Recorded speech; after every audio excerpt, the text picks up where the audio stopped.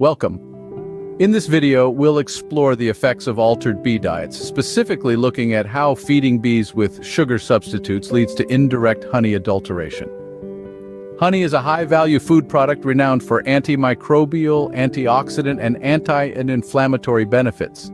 Historically, honey has been revered across civilizations, from the ancient Egyptians, who used it as a sweetener and a healing agent, to the Greeks, who considered it the food of the gods.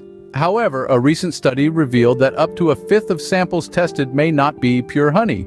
Question 1. What is pure natural honey? A gift from nature's hardworking bees, pure natural honey is directly sourced from the nectar of flowers or the secretions of living parts of plants with minimal human intervention.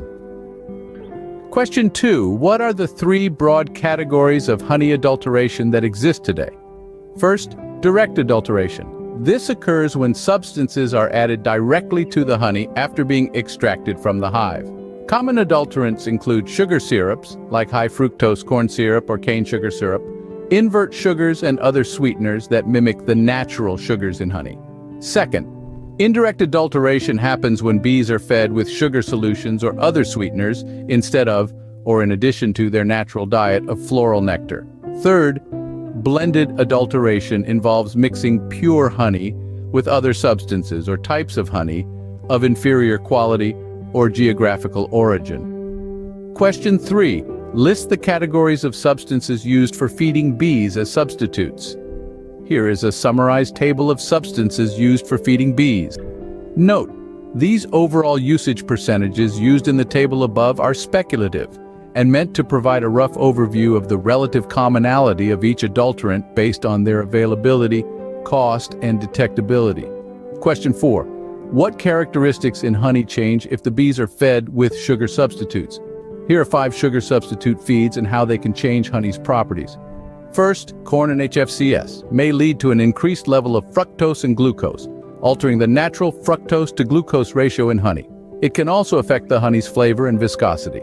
Second, cane sugar may introduce higher levels of sucrose and possibly other disaccharides not typically present in high concentrations in natural honey.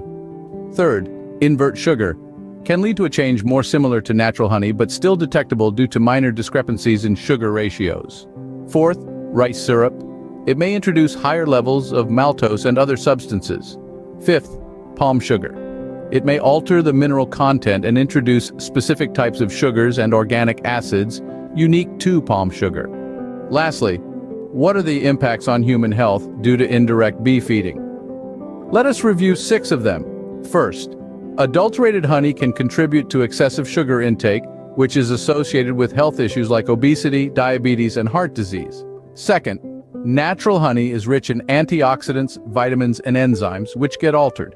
Third, some individuals may have sensitivities or allergic reactions to specific components that are introduced through indirect feedings. Fourth, potential contaminants from production processes. Fifth, antibiotic resistance. In some cases, indirect feeding practices are combined with antibiotics to prevent disease in bee colonies. Sixth, impact on gut health. Natural honey has prebiotic properties, but high sugars can impact the gut microbiome.